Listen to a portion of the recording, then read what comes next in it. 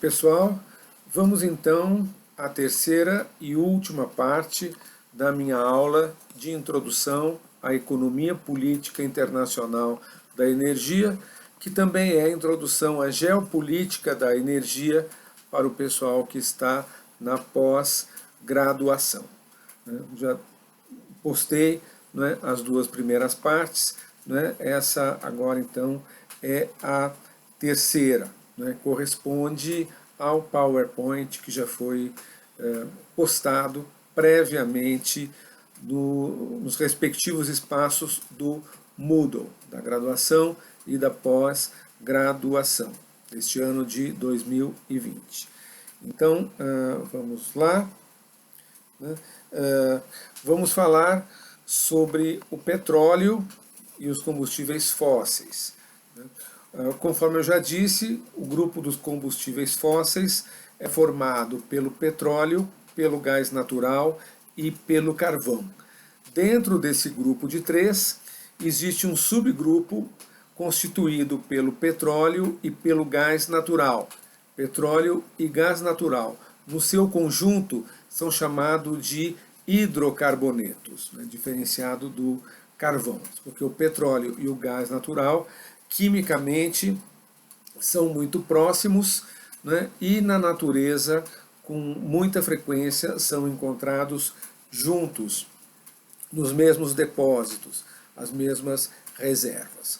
Os combustíveis fósseis se destacam entre as fontes de energia, no conjunto das fontes de energias, pela sua posição dominante na sociedade industrial moderna.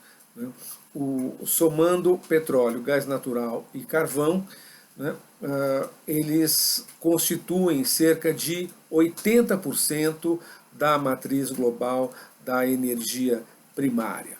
Quando se fala em transição energética, quando se fala na busca de economias de baixo carbono, fala-se do objetivo de reduzir a participação dos combustíveis fósseis na matriz da energia primária por fontes renováveis de energia, principalmente energia solar, energia eólica, aos quais se somam os biocombustíveis e a hidroeletricidade. Mas 80% é uma tarefa muito difícil, se obter essa redução de uma forma significativa. Os combustíveis fósseis, eles são tão procurados por algumas características que eles têm. A principal delas é a alta concentração de energia.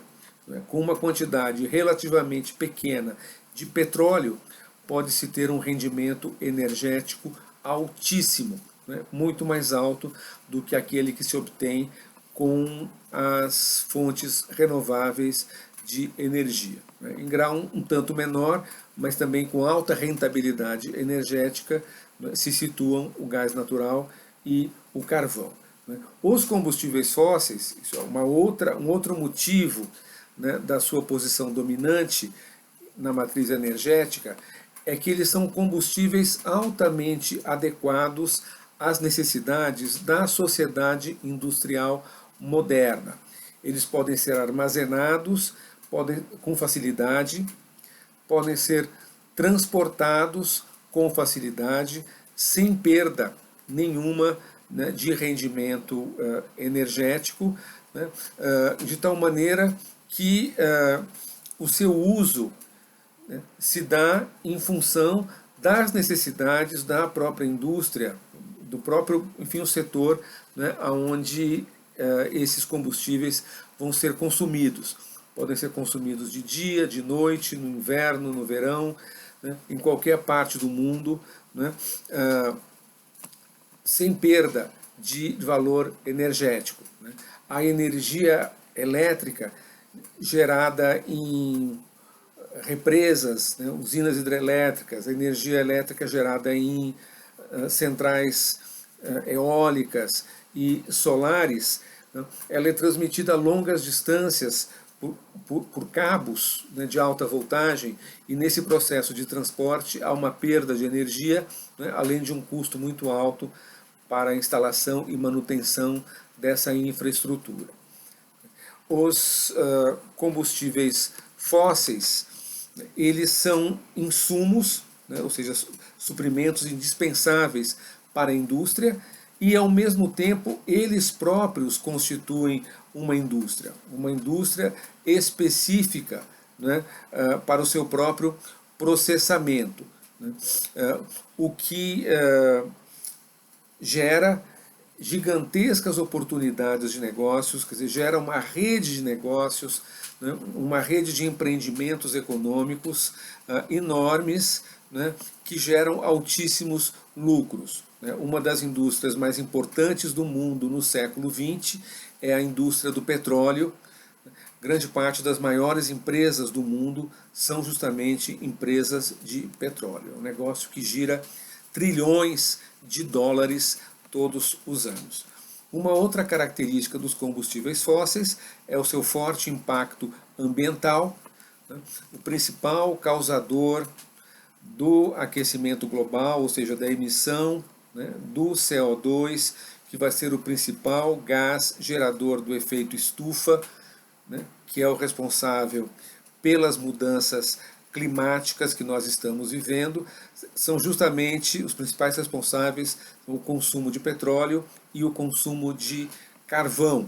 Então, o consumo de petróleo e de carvão, né, é alvo de grandes esforços, de uma enorme campanha para que seja reduzido o seu consumo como uma condição indispensável para o enfrentamento das mudanças climáticas. E, por fim, é importante dizer que os combustíveis fósseis, eles são combustíveis não renováveis,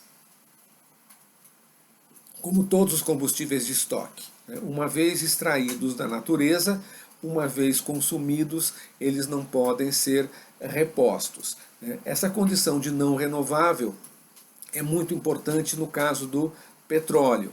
Uma boa parte do petróleo existente no mundo, quando no início, né, da exploração industrial em grande escala do petróleo, em meados do século XIX, né, calcula-se que cerca da metade ou um pouco menos da metade do petróleo existente no planeta já tenha sido consumido. É muito difícil se dizer isso com certeza, porque sempre vai se descobrindo mais petróleo. Petróleo em alto mar, petróleo embaixo do fundo do mar, como aconteceu no Brasil, na camada do pré-sal, né, na primeira década desse século, né, o petróleo no Ártico, embaixo da calota polar, o petróleo que aparece misturado com pedra, com areia, com outras impurezas, né, no Canadá e também na Venezuela. Então, sempre estão havendo novas descobertas de petróleo, que ampliam as reservas existentes. Por outro lado, né, esse petróleo que está sendo descoberto, né, no período mais recente, é um petróleo de extração mais difícil. Né, exige tecnologias mais sofisticadas, mais caras, né, e, em muitos casos, a exploração desse petróleo de descoberta mais recente envolve danos ambientais maiores. Então, é importante a gente ter claro também essa característica, né, da não renovabilidade dos combustíveis fósseis. Em relação ao carvão, né, o fato do carvão não ser renovável não é motivo de preocupação, porque as reservas são muito vastas, então não se cogita, é algo que está fora de horizonte, a possibilidade de exaustão, de esgotamento das reservas carboníferas. Isso é uma questão puramente teórica. Já no caso do gás natural, né, ele tem um ciclo de exploração, né, muito semelhante ao do petróleo, mas a vantagem do gás natural, uma delas, é que ele começou a ser explorado 100 anos depois dos primeiros poços de petróleo. Então, ainda está muito mais longe do que o petróleo para dar sinais de exaustão. Vamos falar sobre a grande questão geopolítica que envolve os combustíveis fósseis, especificamente o petróleo. Todo o conflito geopolítico global, né, que envolve o petróleo no mundo pode ser sintetizado numa questão que se divide em dois pontos. Primeiro ponto, né, que o fato de que o petróleo, né, juntamente com o gás natural, com o carvão, com outras fontes de energia, mas sobretudo o petróleo, é essencial para a vida econômica de todos os países do mundo. É essencial para o bem-estar da população de cada país do mundo e é essencial para a segurança e a defesa nacional de cada país. Nenhum país do mundo vive sem petróleo. Por outro lado, aí o segundo fato que é importante ressaltar, que a maioria dos países, inclusive a maioria daqueles países que estão habilitados a serem considerados como grandes potências econômicas, grandes potências políticas e militares, a maioria desses países não tem no seu próprio território petróleo suficiente para atender às suas necessidades. Então, esses países são obrigados a buscar no exterior, além das suas fronteiras, o petróleo que eles precisam, né, para abastecer a sua economia, né, para gerar bem-estar para a sua população e para atender às demandas da sua defesa nacional.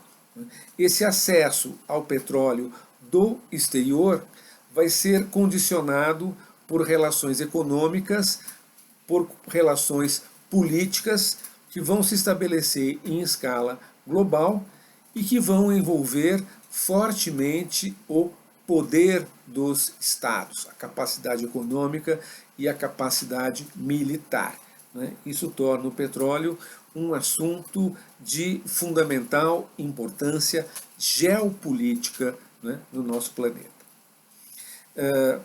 Vendo isso que eu acabei de dizer, a gente pode ver, em termos muito concretos, nas diferentes tabelas e gráficos que mostram a distribuição global das reservas de petróleo. O petróleo existente, no subsolo do planeta. Uma característica do petróleo é o fato de que ele se distribui pelo mundo, de uma forma aleatória, que não tem nada a ver com as relações econômicas, políticas e militares. Essas reservas de petróleo já estão lá há milhões de anos nesses lugares, e só muito recentemente na história humana essas reservas passaram a ser relevantes. O que chama atenção é a desigualdade da distribuição dessas reservas. Cerca da metade, ou um pouco mais da metade, das reservas de petróleo conhecidas existentes no mundo estão concentradas no Oriente Médio, especialmente num pequeno grupo de países ao redor do Golfo Pérsico. Vamos falar um pouco mais adiante desses países. Em segundo lugar, no ranking da distribuição global do petróleo, vem a América do Sul. Essa tabela já é um pouco antiga, apresentava a América do Sul e Central. A Central é praticamente irrelevante. Vamos pensar na América do Sul, vamos pensar em Venezuela, Brasil, sobretudo. Na América do Sul havia 17% do petróleo global na América do Sul. Com as reservas do pré-sal, a gente pode aumentar um pouco mais, com a reavaliação das reservas da Venezuela, um pouco mais, de qualquer maneira, dificilmente mais do que 20%, em torno disso, do petróleo global situado na América do Sul. Em terceiro lugar, essa classificação, que é do Centro de Estatísticas da empresa BP, uma empresa britânica que é uma das maiores do mundo, aparece aqui Europa e Eurásia, com cerca de 10% das reservas globais de petróleo. Nessas tabelas a gente tem que ler com atenção o que eles querem dizer. Quando se fala Europa e Eurásia, na prática está se falando de um único país, que é a Rússia. A Rússia, juntamente com algumas das antigas repúblicas soviéticas, em especial o Cazaquistão e o Azerbaijão, dois países bastante ricos em petróleo. Na Europa Ocidental, o petróleo existente é muito pouco.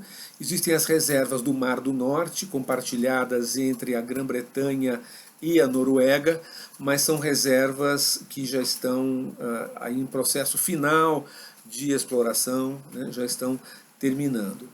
Em seguida, a África, com perto de 10% das reservas globais de petróleo. Né? A América do Norte, ou seja, Canadá, Estados Unidos e México, aparecem aqui com 5% das reservas globais. Hoje em dia já é um pouco mais, houve descobertas importantes nos Estados Unidos, mas de qualquer maneira não chega a 10%. E por fim, Ásia e Pacífico, nessa classificação da empresa BP, com 3,9% das reservas globais de petróleo. O que chama atenção aqui é o seguinte: as regiões do mundo com maior demanda por petróleo, com maior consumo de petróleo, por serem justamente as regiões mais ricas e mais industrializadas do mundo, né, são regiões que têm relativamente pouco petróleo no seu território. Né? Ásia e Pacífico. Quando se fala em Ásia e Pacífico, está se falando da China, do Japão, da Coreia do Sul, da Índia, do Vietnã, né, e de alguns outros países com altos consumos de petróleo, por serem países muito industrializados e com um crescimento econômico muito acelerado. São as regiões do mundo que mais crescem do ponto de vista industrial. Né? No entanto, a Ásia e Pacífico está em último lugar entre as regiões do mundo, né, no que diz respeito às reservas de petróleo, apenas 4%. Ou seja, esses países todos da Ásia que eu mencionei têm que buscar petróleo em outros lugares, né, que não seja no seu próprio território, no seu próprio continente. Né. A América do Norte produz um certo volume de petróleo, mas inferior também à sua demanda. E Europa, né, especialmente, a posse de reservas de petróleo na Europa é muito modesta em comparação com o seu consumo, né, com a demanda de petróleo da sua indústria, né, e da sua população, que é uma população, né, com altos níveis de bem-estar. Né. Do outro lado, né, a grande região produtora de petróleo, exportadora, que é o Oriente Médio, é uma região com baixo desenvolvimento industrial, baixo consumo, é uma região que se caracteriza por exportar petróleo em grandes volumes. Né. Um pouco o que eu dizia antes, a desigualdade, né, entre a necessidade de petróleo da maior parte dos países do mundo e o fato de que a maioria desses países do mundo não tem no seu próprio território petróleo suficiente para atender às suas necessidades. Aqui, né, temos uma outra tabela sobre a distribuição do petróleo, né, uma ressalva aqui que eu queria fazer. Né, aqui aparece a Arábia Saudita em primeiro, a Venezuela em segundo. Na realidade, a Venezuela já ultrapassou a Arábia Saudita em reservas de petróleo. A Venezuela tem cerca de 280 bilhões de barris de petróleo no seu território. No entanto, do ponto de vista do valor econômico, a Arábia Saudita ainda está muito à frente da Venezuela, pelo fato de que o petróleo da Arábia Saudita é um petróleo de alta qualidade e muito fácil de ser extraído, ao passo que a maior parte do petróleo da Venezuela é o chamado petróleo extra pesado, que aparece na natureza em forma sólida, como se fossem blocos de pedra, mas essa pedra é composta em grande parte por petróleo. Então, para você transformar esse petróleo sólido, né, num petróleo líquido que possa ser levado a uma refinaria, e nessa refinaria que sejam extraídos os derivados desse petróleo, é um processo muito caro, exige altos investimentos, exige inclusive a mistura com outros tipos de petróleo mais leve, né, o que acaba diminuindo o seu valor. Uma outra observação, que nessa tabela ainda não aparece o Brasil entre os maiores donos de reservas do mundo, porque as reservas brasileiras do pré-sal ainda estão em processo de avaliação pelos órgãos internacionais, que tem como função medir quanto de reserva de petróleo cada país possui. Isso é um processo que leva muitos anos. mas com toda certeza o Brasil deve estar aí nesse ranking, no mínimo ali lá pelo quarto ou quinto lugar, com mais de 100 bilhões de barris de petróleo. O Brasil ingressou com a descoberta do pré-sal nesse clube seleto dos grandes proprietários de reservas petrolíferas do mundo. Aqui tem uma outra tabela, essa é mais recente, de 2017, da Agência Internacional de Energia. Ele mostra os principais produtores de petróleo do mundo. Os Estados Unidos em primeiro lugar, com 13 milhões de barris de petróleo extraídos diariamente. Em segundo lugar, a Rússia, com 11 milhões de barris de petróleo diários. E em terceiro, a Arábia Saudita, com 9,9, praticamente 10 milhões de barris diários. Esses três países, Estados Unidos, Rússia e Arábia Saudita, eles meio que se revezam, eles aparecem sempre embolados ali nas três primeiras colocações entre os grandes produtores de petróleo do mundo.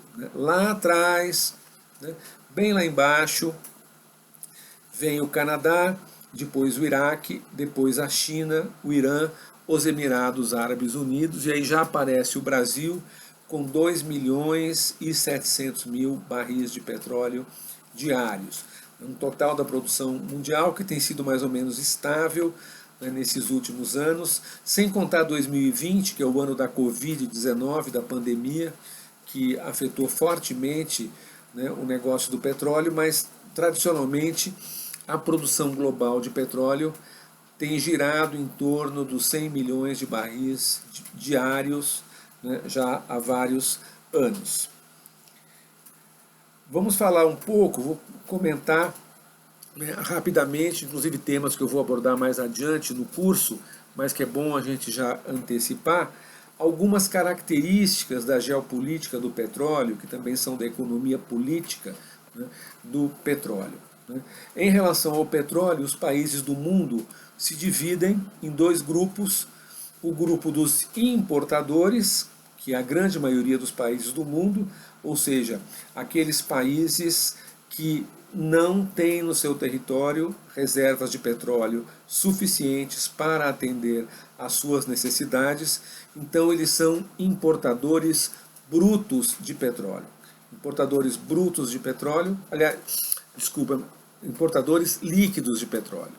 Por que importadores líquidos de petróleo? Porque mesmo que eles produzam algum petróleo, eles importam mais petróleo do que exportam. E há, do outro lado, um grupo relativamente pequeno de exportadores líquidos de petróleo. Aqueles países que, ainda que importem algum petróleo, concretamente, eles exportam mais petróleo do que importam. Então, são os países exportadores líquidos de petróleo. Os maiores países importadores líquidos de petróleo são a China, o Japão e os países da União Europeia. Alemanha, França, Itália, Bélgica, Holanda e assim por diante, aqueles aparecem agrupados. Ou seja, as maiores economias do mundo são formadas por importadores líquidos de petróleo. Eu vou fazer alguns comentários sobre esses atores no comércio global de petróleo, também na geopolítica e na geoeconomia do petróleo. Começando com os Estados Unidos. Os Estados Unidos são o ator mais importante nesse cenário econômico e geopolítico do petróleo. As maiores empresas petrolíferas privadas estão situadas nos Estados Unidos, especialmente as grandes transnacionais, algumas das maiores transnacionais, com destaque para a Exxon ou ExxonMobil, formada pela fusão da Exxon e da Mobil alguns anos atrás. Ao lado da Exxon, a Chevron, ou Chevron Texaco, também formada pela fusão Chevron e Texaco, duas grandes que se juntaram para se tornar mais gigantescas ainda. Mas, além dessas duas, existem pelo menos umas outras 10 que atuam intensamente no mercado global de petróleo. Os Estados Unidos é o único país do mundo com capacidade de exercer influência, de exercer algum controle sobre reservas petrolíferas espalhadas pelo mundo inteiro. Os Estados Unidos são também o único país com capacidade militar para controlar as rotas comerciais, ou seja, as rotas por onde transitam os superpetroleiros, gigantescos navios que transportam o petróleo de uma parte do mundo para outra. Os Estados Unidos têm uma capacidade única de domínio do mercado de petróleo, e também são líderes na maior parte das tecnologias utilizadas para a exploração de petróleo. Então, um papel central, fundamental dos Estados Unidos nessa economia mundial do petróleo. Os Estados Unidos, historicamente, eles foram, durante mais de um século, o maior exportador mundial de petróleo, até se tornarem, na década de 1970, um importador líquido de petróleo. No início dos anos 70 é quando eles passam a importar mais petróleo do que exportavam. Essa é a situação que os Estados Unidos têm ainda hoje, com a ressalva de que, nos últimos 10 anos aproximadamente, os Estados Unidos têm aumentado muito a sua produção própria de petróleo, diminuindo as importações. Os Estados Unidos já chegaram, por volta de 2007, 2008, a importar 2/3 do petróleo que eles consomem. Atualmente eles importam apenas cerca de 20% do petróleo consumido internamente pela população, pela economia estadunidense. Um segundo ator central na geopolítica do petróleo é a China. A economia que mais cresce no mundo tem o seu crescimento abastecido em grande parte pelas importações de petróleo. A China ultrapassou os Estados Unidos e o Japão nos últimos anos, tornando-se o maior importador líquido de petróleo. A China tem uma produção de petróleo significativa, um dos maiores produtores de petróleo, mas todo o petróleo que a China extrai ou produz internamente é muito pouco diante do seu consumo, muitas vezes maior, de petróleo. Então, a China tem uma dependência muito grande das importações de energia e especialmente das importações de petróleo. Do outro lado, em contraste com a China, temos o caso da Rússia. A Rússia é um país que tem uma economia modesta para uma grande potência, uma economia de porte médio, porém, do ponto de vista energético, a Rússia é um gigante. A Rússia é o maior exportador de energia do mundo. Quando se somam as exportações russas de petróleo mais as exportações de gás natural, considerados os dois hidrocarbonetos no seu conjunto, a Rússia ultrapassa os Estados Unidos, ultrapassa a Arábia Saudita e é o maior exportador. A Europa, os países, quando se fala Europa, aqui está se falando da União Europeia. Agora teve o Brexit, o Reino Unido saiu da União Europeia, mas nem todas as estatísticas ainda já registram essa mudança, mas também não é uma mudança, digamos assim, essencial. Aí, o que caracteriza a Europa? A Europa se caracteriza pela sua alta dependência das importações de energia. Quais importações? Petróleo e gás natural. As únicas reservas significativas de petróleo existentes em território europeu, conforme eu já mencionei, são aquelas situadas no Mar do Norte, reservas compartilhadas entre o Reino Unido e a Noruega. Mas essas reservas que vêm sendo exploradas com muita intensidade desde a década de 1970, ou seja, há 50 anos praticamente, hoje elas já estão lá no fundo, estão raspando ali o fundo do poço. Então a Europa depende muito do gás natural que eles compram da Rússia em primeiro lugar, também do norte da Europa, né? É dependente dos fornecimentos de petróleo, mais uma vez da Rússia, também do Oriente Médio, do norte da África. Então é uma região que consome muita energia e produz pouca energia relativamente, o que gera, né, um quadro de dependência europeia das importações de energia, o que vai ter uma série de implicações do ponto de vista da própria segurança dos países europeus. Esse é um assunto que a gente vai abordar mais adiante, né, nas nossas aulas. Né? E por fim, né, vale a pena mencionar o papel único, especial da Arábia Saudita. A Arábia Saudita, conforme vimos, é um dos 3 maiores produtores de petróleo do mundo, é o maior exportador de petróleo do mundo, né? Às vezes perde da Rússia como maior exportador, né? Mas praticamente toda a produção da Arábia Saudita é exportada, porque o seu consumo é relativamente pequeno, né, comparado com o volume da sua produção. Né? E existe algo particular, único na Arábia Saudita, que é a capacidade que esse país tem de aumentar a sua produção de petróleo de uma hora para outra, dependendo apenas de uma decisão política nesse sentido. Então, a Arábia Saudita hoje ela produz, digamos, 10 milhões de barris de petróleo diários. Se o governo da Arábia Saudita decidir que para eles é interessante aumentar para 12 ou para 13 milhões de barris de petróleo diários, eles têm condição de fazer isto num estalar de dedos. Eles têm capacidade ociosa. Aqueles poços já estão lá, já tem a sua infraestrutura montada, basta resolver. Vamos abrir a torneira, vamos botar para produzir, vamos. Né? E rapidamente a produção saudita aumenta 15%, 20%, né? Até 25%.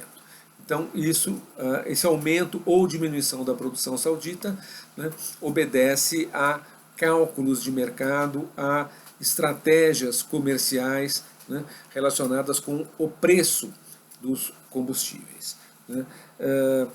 Os países exportadores eles se dividem em 2 grandes grupos. Né. Uma parte dos países exportadores, que corresponde à maior parte do comércio global de petróleo, são aqueles países que integram a OPEP. OPEP, a Organização dos Países Exportadores de Petróleo. Vamos falar sobre essa organização mais adiante. É uma organização que tem como sua função principal a defesa do preço do petróleo. O que é a defesa do preço?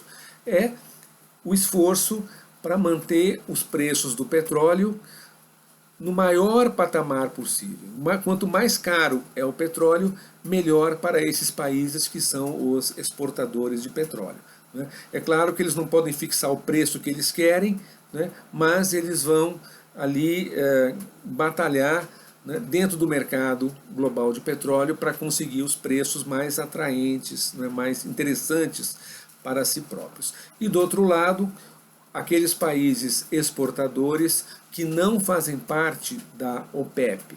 É o caso da Rússia, embora na prática a Rússia, né, tem buscado se aliar, fazer acordos, né, alianças com a OPEP por um interesse comum que eles têm nos preços mais altos, né, e outros países como o Brasil, como o México, como o Canadá, que são exportadores de petróleo e que não tem nada a ver com a OPEP. Esses países exportadores de petróleo, sejam ou não membros da OPEP, eles também têm uma grande diferença entre si, né, que tem a ver com o grau de dependência que eles têm do dinheiro, né, das receitas geradas pelas exportações de petróleo. Existem entre esses exportadores de petróleo certos países que são considerados países ricos, o Kuwait, os Emirados Árabes Unidos, a própria Arábia Saudita, né, são países que já ganharam muito dinheiro com o petróleo, transformaram esse dinheiro em investimentos de outros tipos que garantem receitas, né, muito grandes para os orçamentos públicos, né, para os seus respectivos orçamentos públicos, e que tem população pequena. Né, as populações do Kuwait, da Arábia Saudita, dos Emirados Árabes Unidos, são populações que vivem na fartura. Né? Em alguns países, como Emirados Árabes Unidos e Kuwait, os cidadãos locais simplesmente não precisam trabalhar. Os trabalhos desagradáveis, os trabalhos mais pesados, né, os trabalhos subalternos são realizados por imigrantes de outras partes do mundo, e os cidadãos desses próprios países podem escolher se trabalham, se não trabalham, né? O governo paga uma mesada para eles com uma parte da receita do petróleo. Já outros países exportadores, né, são países subdesenvolvidos ou em desenvolvimento, com grandes populações, grandes carências sociais, que precisam muito dessa renda petrolífera, né, para garantir um mínimo de bem-estar às suas populações. É o caso do Irã, é o caso do Iraque, é o caso da Venezuela, na América do Sul, né, é o caso também da Rússia. Então, para esses países, qualquer oscilação de preço do petróleo, qualquer queda significativa no preço do petróleo é uma verdadeira catástrofe. Significa uma queda de receita que vai impactar sensivelmente o nível de vida das suas populações, a sua capacidade de desenvolvimento, a sua capacidade de fazer os investimentos internos, né, necessários, né, enfim, para o seu desenvolvimento, para o seu bem-estar. Então, essa diferenciação também é importante entre os países exportadores de petróleo. Algumas questões que é importante agregar acerca do petróleo. Né? O petróleo ele é uma mercadoria, ou seja, uma commodity comercializada amplamente no mundo, é a principal commodity, o principal produto comercializado em âmbito internacional. O preço do petróleo é uma referência econômica fundamental que vai muito além da própria indústria do petróleo. Né? Ao mesmo tempo que é uma commodity, o petróleo também é um recurso estratégico. Não é uma simples commodity como a soja, como o café, como o ferro. Né? O petróleo ele é indispensável para a sobrevivência econômica dos países, para a segurança dos países e para o bem-estar das populações. Isso vai criar uma série, né, vai ter uma série de implicações. Né? A principal delas são as preocupações relacionadas com a segurança energética. O petróleo não pode ser simplesmente produzido e exportado ali, né, ao bel prazer das empresas. Né? A preocupação número 1 de todo o país que produz petróleo é o de garantir a sua segurança energética, ou seja, garantir que internamente, né, estejam disponíveis os recursos necessários, né, para atender às suas necessidades econômicas e ao seu bem-estar social e à sua defesa, né, em quantidades adequadas e a preços adequados. Esse é o conceito de segurança energética, que a gente vai falar bastante ao longo da disciplina. É importante observar que para aqueles países que são exportadores de petróleo, para a maioria desses países, o petróleo não é simplesmente um produto a mais de exportação, uma fonte a mais de receita, mas é a sua principal riqueza, né? É o principal recurso da economia desses países. Grande parte dos países exportadores de petróleo constituem o grupo do que se convencionou chamar, de uma forma um tanto pejorativa, né, um tanto negativa, de petroestados. O que é um petroestado? Petroestado é aquele país que tem no petróleo o principal alicerce da sua vida econômica. São aqueles países em que 70%, 80% ou 90% ou mais das suas receitas de exportação provém das vendas de petróleo ao exterior. O caso da Venezuela, por exemplo. A Venezuela agora está sob sanções dos Estados Unidos, não está praticamente conseguindo exportar mais petróleo nenhum. Mas, até alguns anos atrás, quando a Venezuela ainda conseguia abastecer o mercado global de petróleo, essas vendas representavam mais de 95% das receitas de exportação da Venezuela. Do mesmo modo, a Arábia Saudita, do mesmo modo a Rússia, do mesmo modo o Irã, o Iraque, a Nigéria e vários outros países. O petróleo para esses países representa o grande alicerce da economia.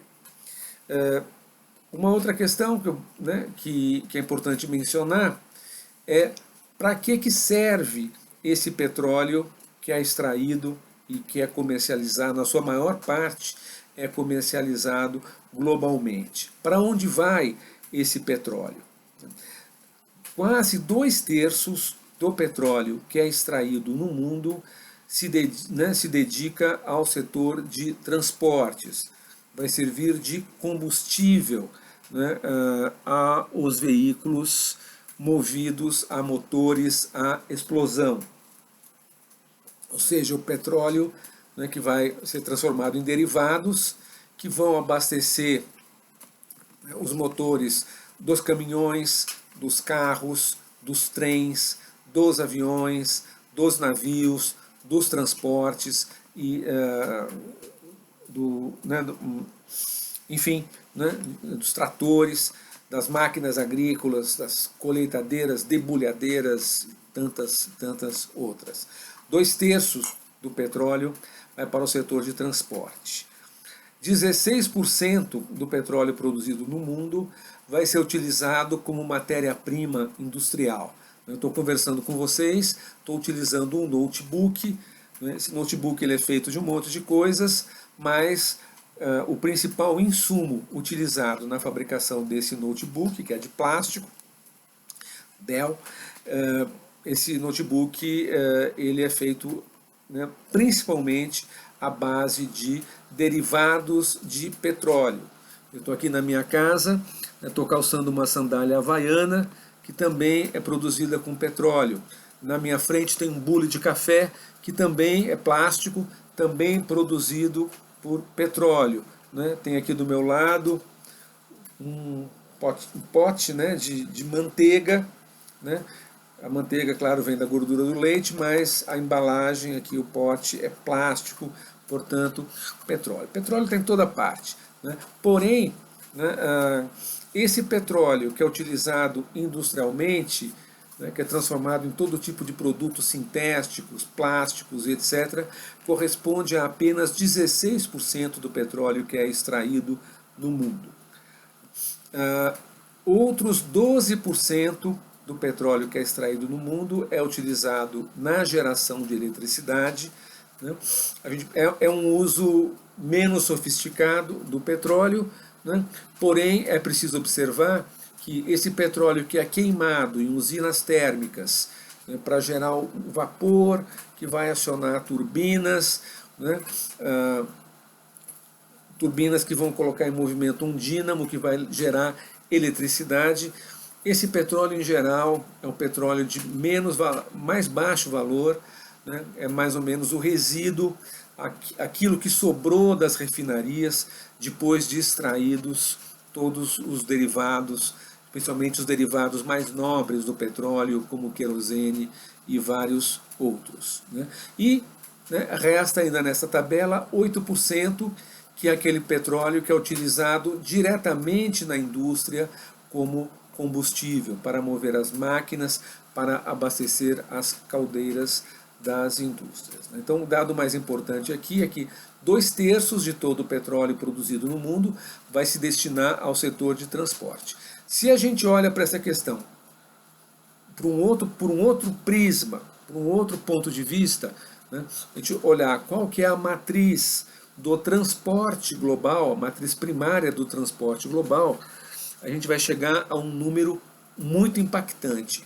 93% de todos os transportes realizados no mundo, né, os transportes realizados numa base industrial, não estamos falando, obviamente, das pessoas que andam a pé, dos transportes movidos a algum tipo de combustível, né, 93% tem como combustível derivados de petróleo, óleo diesel, gasolina e querosene.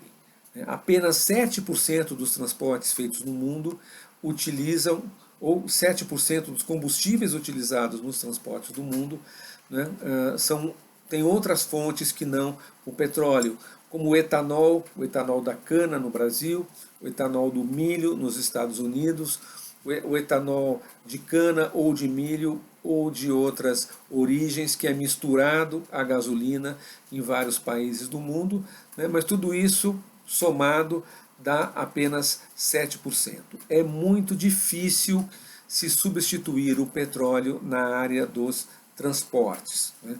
Vivemos o início da era do carro elétrico, né, mas essa é uma transição ainda bastante incipiente, né, que ainda não tem sido suficiente para causar algum impacto, alguma mudança nas grandes estatísticas, né, os dados agregados globais, né, da energia. Alguma coisa é importante dizer sobre o petróleo e o desenvolvimento. Para os países exportadores líquidos de petróleo, para a maior parte desses países, o petróleo ele não é apenas uma fonte de riqueza, mas ele é o alicerce do próprio desenvolvimento econômico desses países. Isso diz respeito, sobretudo, às chamadas políticas de desenvolvimento local, que tentou-se implementar no Brasil na primeira década desse século, nos primeiros anos da atual década. Hoje essas políticas elas foram removidas de cena, já não se dá mais importância à questão do conteúdo local. É uma pena. Qual que é a ideia do conteúdo local? É que aqueles países exportadores de petróleo, eles vão ganhar muito mais, vão tirar muito mais proveito da sua riqueza, do seu recurso, se, em vez de simplesmente extraírem esse petróleo e venderem, né, recebendo, claro, em troca esse dinheiro, mas se esses países passarem a utilizar essa própria indústria, né, da extração do petróleo como uma alavanca para o seu próprio desenvolvimento. O que quer dizer isso? Em vez de contratar navios estrangeiros para serem utilizados na extração do petróleo, que hoje no Brasil, na maior parte dos países do mundo, cada vez mais o petróleo que é extraído é o petróleo offshore, é o petróleo que vem do mar, né? Produzir internamente esses próprios navios, produzir internamente ao máximo possível as sondas que vão perfurar, né, o subsolo para chegar até o petróleo, as plataformas de petróleo, né, os programas de computador, os equipamentos, né, enfim, uma quantidade gigantesca de equipamentos de alta tecnologia, né, se for possível produzir internamente, internalizar ao máximo, né, a geração dos bens e dos serviços utilizados na indústria do petróleo, né, ela não vai ser mais simplesmente uma indústria extrativa, mas ela vai servir de motor, de impulsionador do desenvolvimento industrial desses países. Então, essa relação entre a indústria do petróleo e o desenvolvimento, né, na época que nós vivemos, né, se concentra muito nessa questão do conteúdo local, né, porque o petróleo ele envolve cadeias produtivas muito amplas, muito complexas, né, tanto na sua fase de extração ou produção, né, quanto depois nas etapas posteriores de refino, de distribuição, né, de transporte, de comercialização. Então, é importante aqui a gente se acostumar com dois conceitos importantes quando se fala na indústria do petróleo, que são os conceitos de upstream e downstream. Upstream é corrente acima, ou contra a corrente, e downstream, corrente abaixo, seguindo a corrente. Upstream é tudo aquilo que é feito na indústria do petróleo antes do momento em que o petróleo é retirado do subsolo. Então, a prospecção dos terrenos em busca de poços de petróleo viáveis que possam ser explorados comercialmente, a instalação dos poços de petróleo e da estrutura necessária para a extração do petróleo, e a própria extração do petróleo ou produção, como diz o pessoal da indústria, tudo isso é o chamado upstream, corrente acima. E o downstream, ou corrente abaixo, é o que vem na cadeia produtiva depois que o petróleo já foi retirado.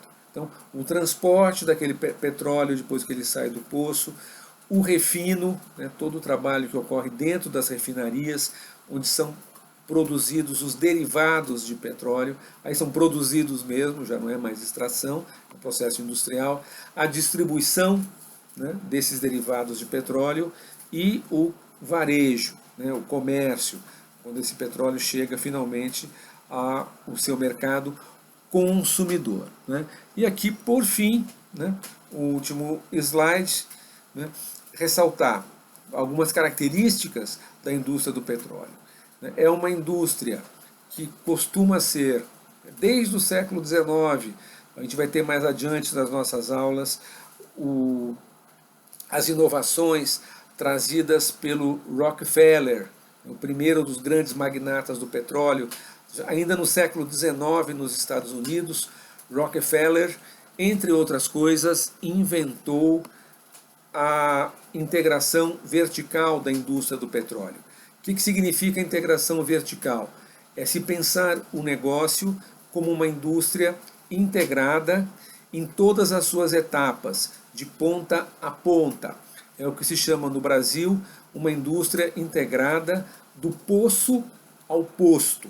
Desde o poço de petróleo, ou antes do poço de petróleo, quando se prospecta, até a venda do petróleo, já na forma de derivado ao seu consumidor, tudo isso ser pensado como etapas do mesmo processo, nos marcos da mesma empresa, de tal maneira que essa empresa ela possa capturar todo o valor que é agregado a esse produto que é o petróleo.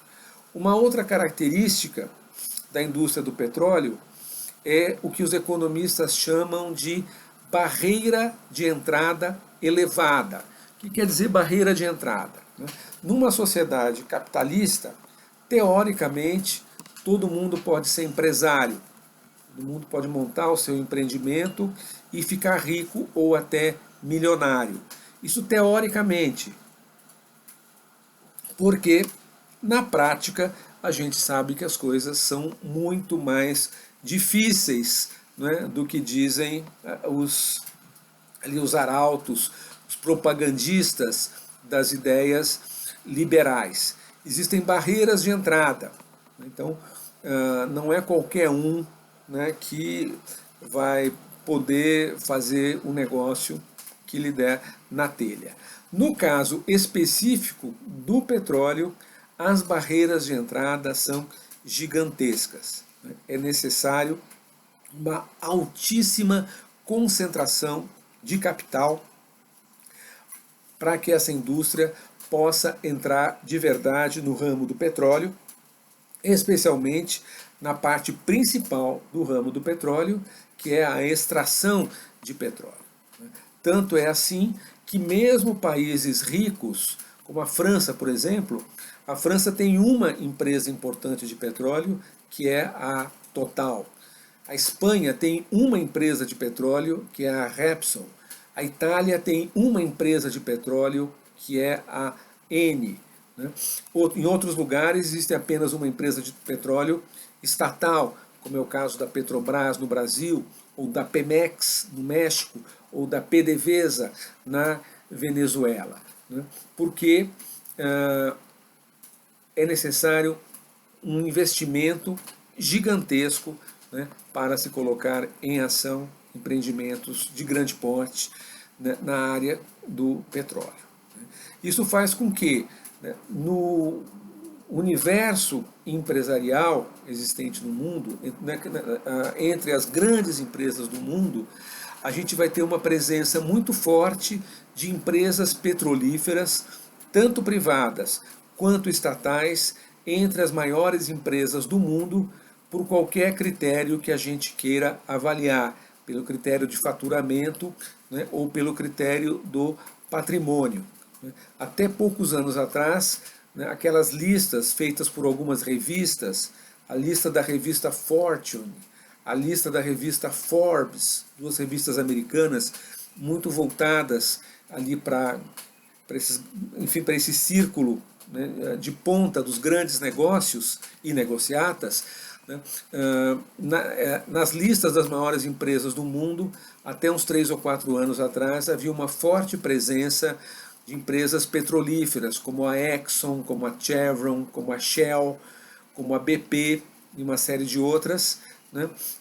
Também empresas estatais, como a Gazprom russa, né? Como as empresas estatais chinesas de petróleo, né? e muitas outras. Né? Pelo critério do patrimônio, a maior empresa do mundo, entre todas, é a Saudi Aramco, empresa estatal de petróleo da Arábia Saudita.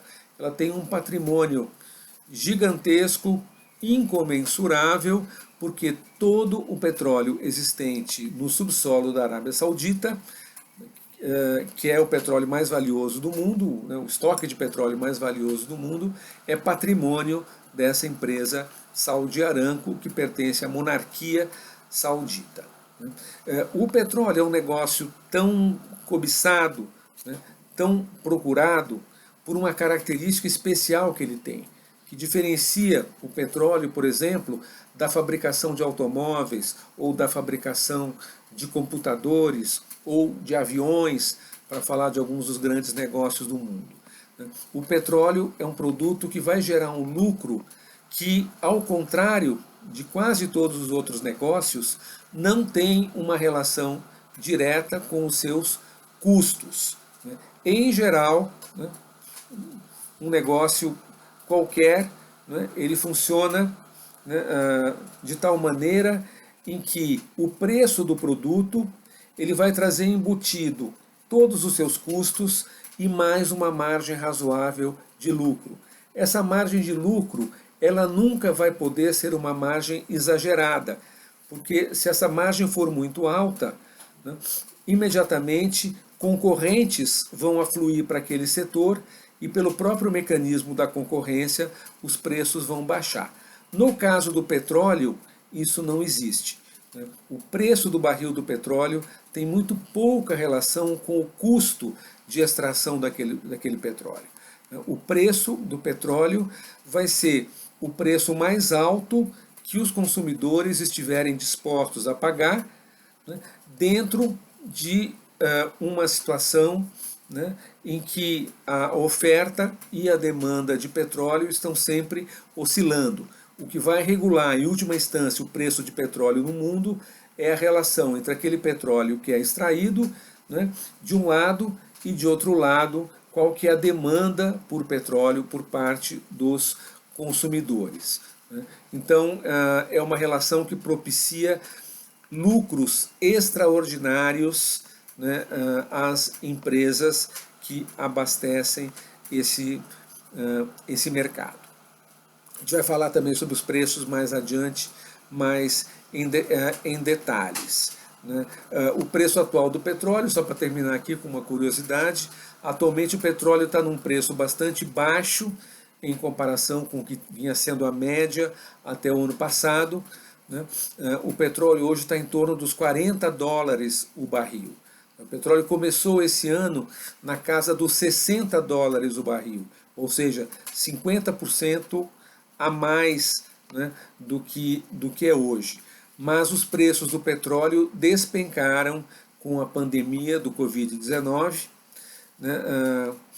por motivos fáceis de se entender, né, com as quarentenas, etc., né, a produção industrial e os transportes do mundo tiveram uma baixa muito forte, o mundo entrou em recessão por conta da pandemia, né, o que diminuiu muito a demanda por petróleo em comparação com a oferta, que permaneceu a mesma. Então, a gente, ao longo desse ano de 2020, tem vivido uma situação em que existe muito petróleo sendo oferecido no mercado e pouco petróleo sendo consumido, o que jogou os preços lá para baixo.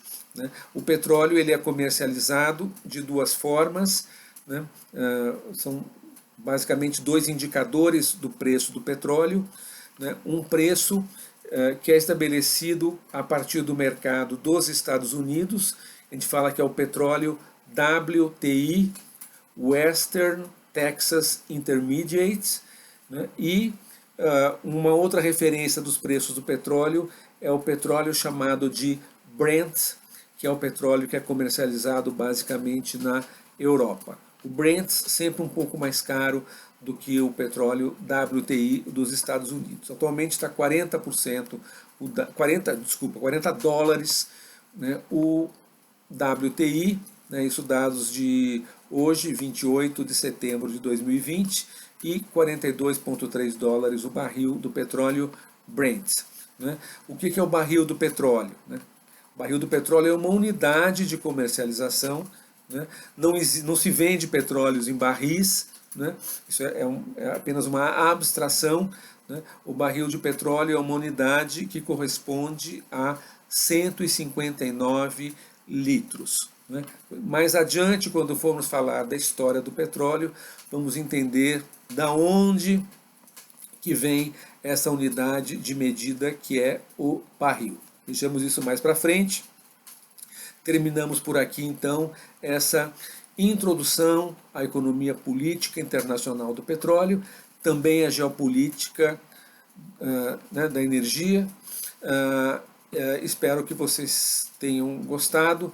Quaisquer dúvidas ou comentários que vocês quiserem fazer, são muito bem-vindos. Fiquem à vontade, utilizem o espaço a isso destinado no nosso Moodle. Então, paramos por aqui. Até logo, né? E, evidentemente, seguimos em contato.